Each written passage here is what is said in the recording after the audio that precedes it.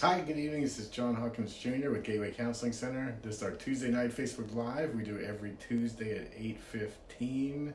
I am a licensed psychotherapist and peak performance coach. I specialize in working with trauma, addiction, couples therapy, and peak performance coaching with entrepreneurs, athletes, anyone who's trying to achieve their full potential. We're a counseling center here in Boynton Beach, Florida, where we do individual, couple, family therapy for pretty much all mental health issues, relationship issues, spiritual guidance, all kinds of stuff. We do, I talk about every week we have a mission to help as many people as possible. And so we want to do that in every way possible. And so that's why I've gotten dragged kicking and screaming into social media. I've, up until recently, been a social media ghost. I'm one of the few people on the planet, I guess. So, but I've learned a lot in this last year. And so I like connecting with people in any way I can. So you can email me throughout the week at john@gatewaycounseling.com, where I'll answer any questions. I'll talk about those on the Tuesday Night Live. You can ask me questions while we're on the Tuesday Night Live. And like I said, we have a mission to help as many people as we can. So you can be a part of that in anything we put out on Tuesdays where, hi honey, nice to see you. That you feel is valuable to you or to anyone that could benefit from it, and you could forward that on and promote that and be a part of helping us help as many people as possible. So we appreciate any effort, and then you could feel good about that you're having a positive impact on people. So tonight I wanted to talk to you about addiction. I haven't brought that up in a little bit. We talked about trauma last week and all the undiagnosed PTSD that's out there, and right after I talk about that I got another client like that. And so I won't go totally into that. You watch the replay of last week's, but I want to talk about addiction and why it kind of has something to do with what I was talking about last week with the undiagnosed PTSD, and how when you don't get the correct diagnosis, you don't get the correct treatment. And so with addiction, so many theories about addiction and all this kind of stuff. The reason, historically addiction has been the treatment has been so ineffective is because we've been way off on identifying the real causes of addiction. It's a disease, it's this, it's that, or whatever. But it really comes down to two things. There's only two reasons that people use. And that's when you get dysregulated emotions that then start to kind of trigger your body and brain's natural defenses like fight, flight, and disassociation, or conditioned triggers like people, time, place. And both of these are the result of learning. So it takes your brain's natural learning system and it kind of hijacks it and reinforces this negative learning. So 90% of addictions develop and start in adolescence. And the reason being is outside of the time you're born in infancy, this is the biggest time the brain is changing and shifting. And so anything that happens during this period really gets imprinted. And people are shocked when I tell them this, is that the majority of people who use drugs don't become addicted. Some people don't even like when I say that. But the reality is, it's not the drugs themselves. There's a big research study that came out in the 2000s, back in the 50s, when they first identified these pleasure centers in the brain and the dopamine system. Everybody heard about the story about this rat where it just kept hitting the bar for cocaine and gave up food, water, sex, sleep, died. It would just go cocaine until it killed itself. So decades later, it sounds so simple, but one guy asked himself, is the coke that good, or does the rat's life suck that bad?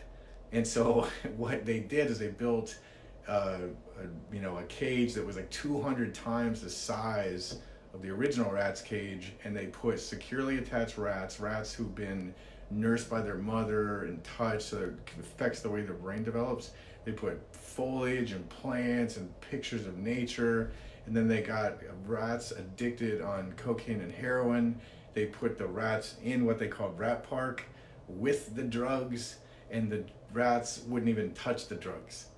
They chose to go connect with the securely attached rats and give up the drugs. And so the conclusion was that the reason the rat was using the drugs that much wasn't just because it was that stimulating, pleasurable, but it was that their life sucked that bad too.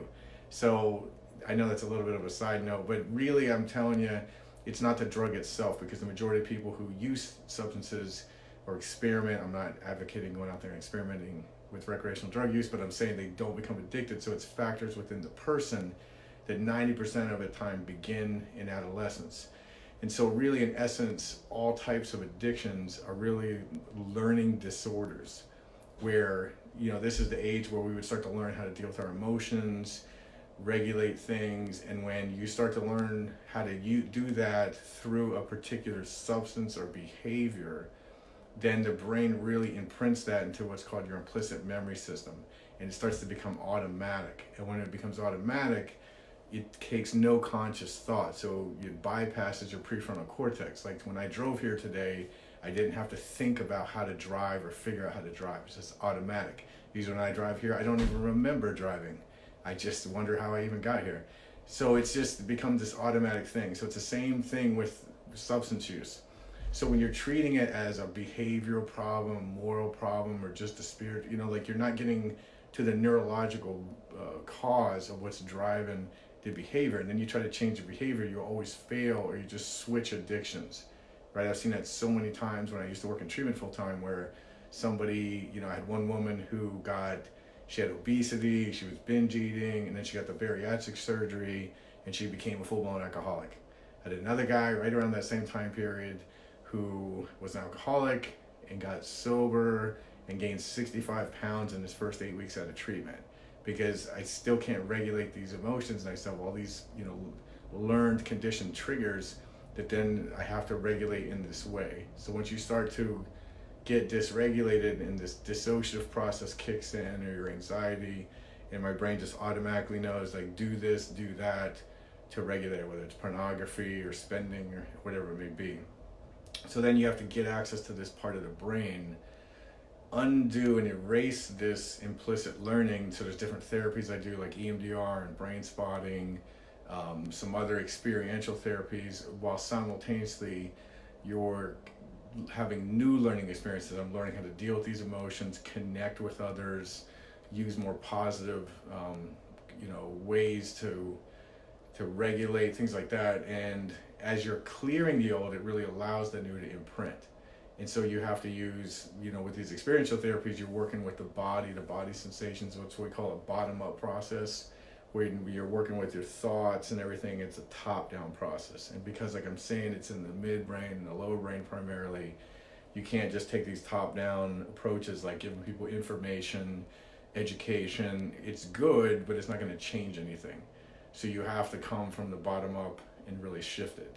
So if you've been struggling with any kind of addictions, from food to sex to gambling to drugs to medications, you've gotten to the point of getting addicted, realizing this is the core problem, is you really have to shift things here. And there's ways to do that now.